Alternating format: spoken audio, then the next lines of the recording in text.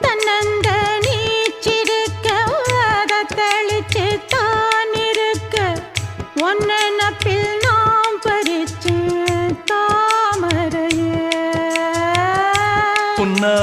புன்னவனத்தினில பெடக்குயில் கூவையில உன்னுடைய வேதனைய நான் அறிஞ்சேன். பொங்கலத்தில் மாலையிட ஒன்னிரண்டு தோளத்தொட என்ன தவம் செஞ்சேனோ என் மாமா. வண்ணக்கிளி கையத்தொட சின்ன சின்ன கோலமிட உள்ளம் மட்டும் வழியே நானே